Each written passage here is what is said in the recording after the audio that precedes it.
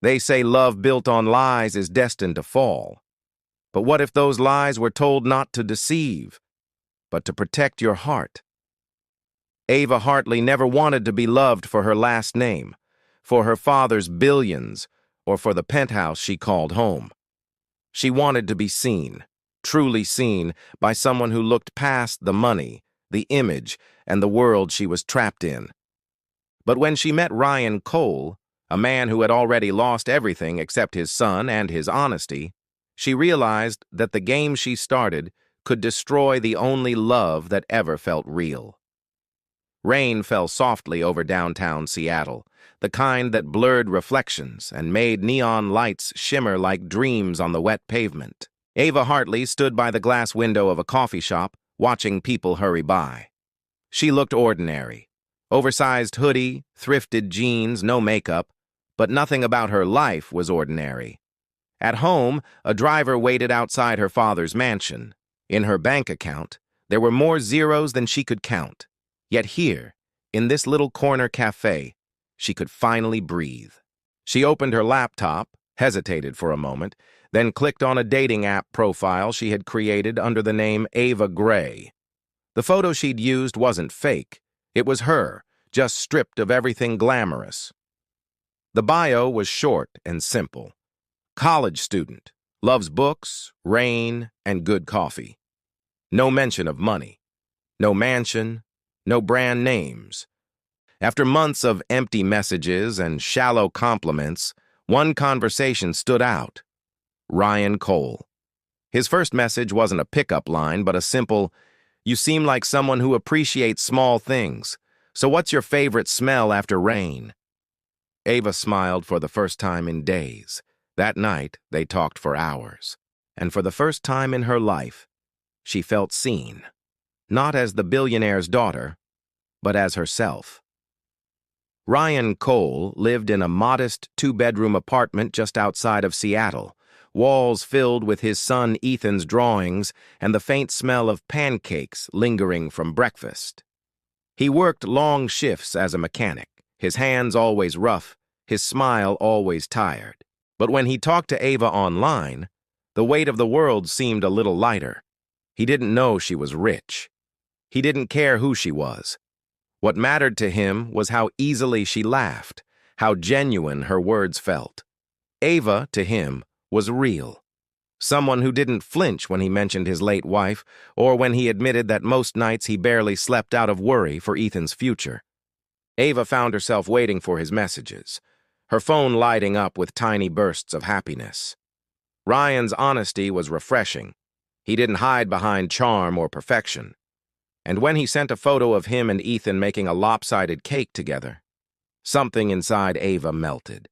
She'd grown up in mansions filled with silence. Ryan's small world, cluttered, imperfect, and full of love, felt more beautiful than anything money could buy. Weeks turned into months.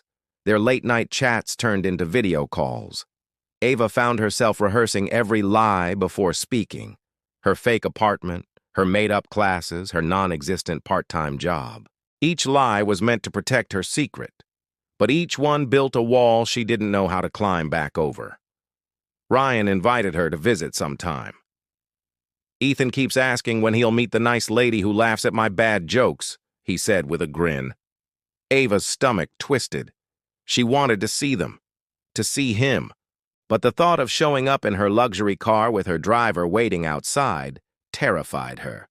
So she came up with a plan.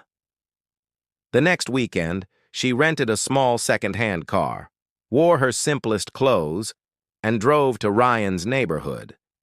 His building was small, the paint peeling, but warm light spilled from the windows.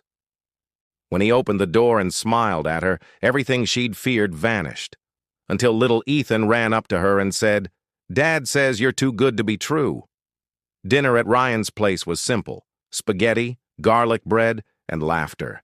Ava had never felt so at home. Ethan told stories about school while Ryan watched her with quiet admiration. He noticed the way she listened, really listened, to his son, and something deep inside him stirred. When Ethan went to bed, Ryan offered her coffee. You know, he said softly, I haven't felt this peaceful in a long time. Ava's heart fluttered, guilt rising like a tide. She wanted to tell him everything, but fear held her back. What if he walked away the moment he found out who she really was? That night, when she left his apartment, she sat in her car and cried. For the first time, the lies didn't feel like protection. They felt like chains, and she wasn't sure how much longer she could wear them. The next few weeks brought them closer.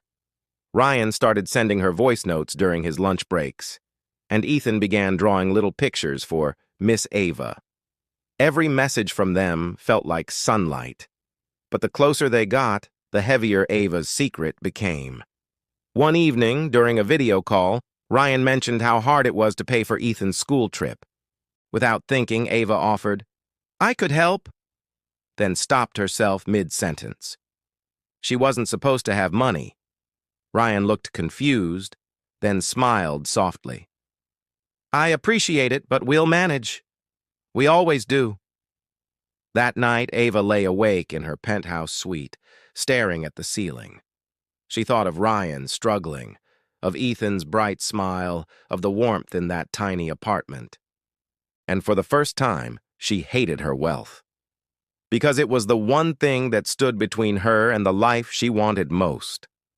Ava's father, Richard Hartley, noticed her distraction during a business dinner. You've been distant lately, he said, sipping his wine. Who's the guy? His tone was half amused, half warning. Ava stiffened. No one you'd care about. Then he's not from our circle, her father replied. Be careful, Ava. People will always want something from a Hartley. His words cut deep. She wanted to shout that maybe that's why she'd rather not be one. But she stayed silent. That night, she texted Ryan, let's meet somewhere new this weekend, just us. She wanted to show him her world, or at least a small piece of it, without revealing too much. But secrets, like cracks in glass, have a way of spreading. They met at a quiet park overlooking Lake Washington. The sun was setting, painting the sky in pink and gold. Ryan brought coffee. Ava brought a sketchbook Ethan had made for her, filled with scribbles and hearts.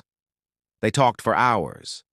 Ryan shared stories about losing his wife, about how he once dreamed of being a pilot, but gave it up when Ethan was born. Ava listened, her heart aching with admiration.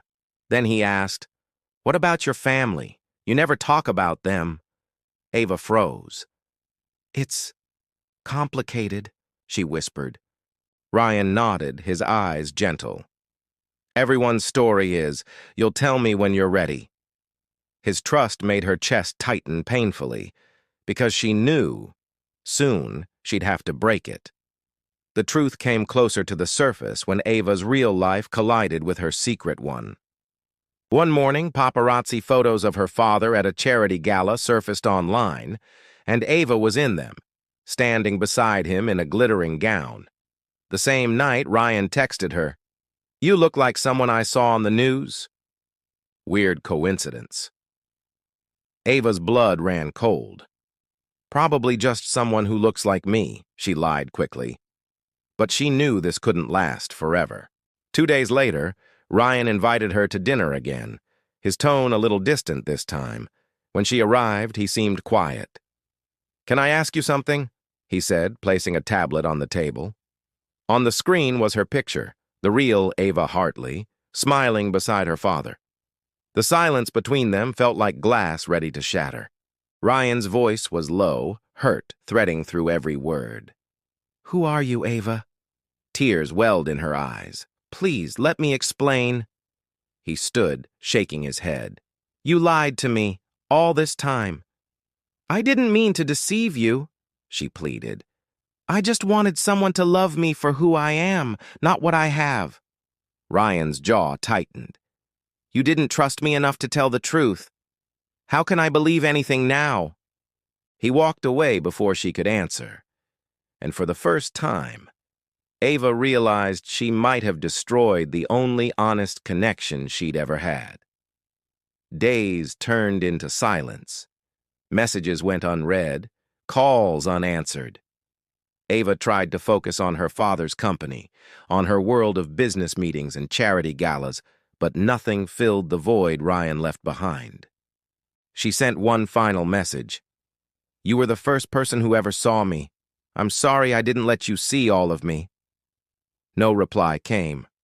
Meanwhile, Ryan tried to bury himself in work, pretending he didn't miss her. But every time Ethan asked, "Is Miss Ava coming back?" his heart broke a little more. Weeks later, Ryan received an invitation in the mail, a Children IS Foundation gala sponsored by the Hartley Foundation.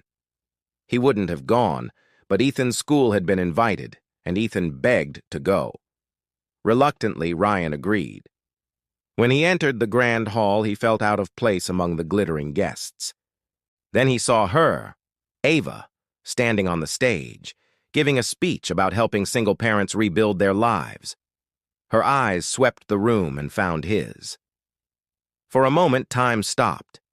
After the event, Ava approached him quietly, away from the cameras. "I didn't expect you to come," she said softly. "I didn't plan to," he replied. Ethan wanted to. They stood in silence for a moment, the distance between them filled with everything unspoken. Finally, Ava whispered, "I never lied about how I felt. You changed me, Ryan. You showed me what real love looks like." He sighed. "Love isn't about perfection, Ava. It's about truth, and I'm still trying to figure out if I can trust yours." Over the next few weeks, Ava didn't push. She visited Ethan's school quietly, helping with charity drives and volunteering under her real name. Ryan watched from afar, conflicted.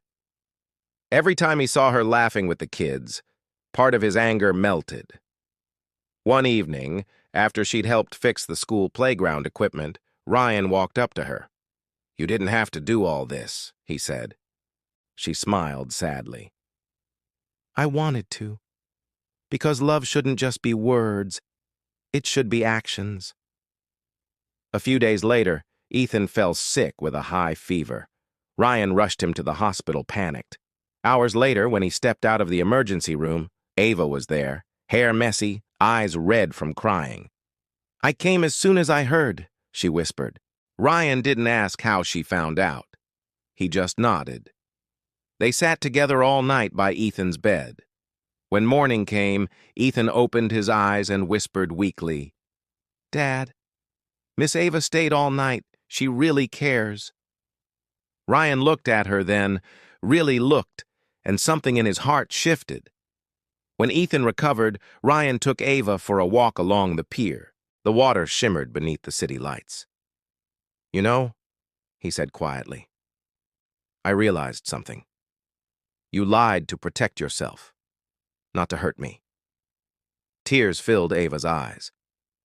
"I'd understand if you can't forgive me." Ryan reached for her hand. "I can't promise to forget, but I can try to believe again, because love isn't about never falling, it's about choosing to stand back up together." Months later, Ava's world looked different. She still lived in luxury, but her foundation was thriving, focused on helping single parents like Ryan. Ryan started a new auto shop, backed quietly by her support. Ethan adored her, calling her his fairy godmother.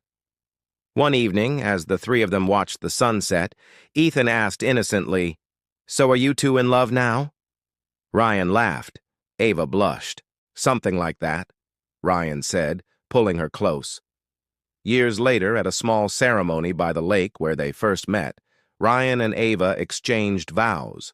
No cameras, no luxury, just friends, family, and Ethan, who proudly handed them the rings. As the sun set, Ryan whispered, "You tested love with lies, Ava, but love passed the test." She smiled through tears. "No, Ryan, you did." And with that, Ava finally found what she'd been searching for all along. Not love built on wealth or image, but on truth, forgiveness, and the kind of honesty only real hearts can hold.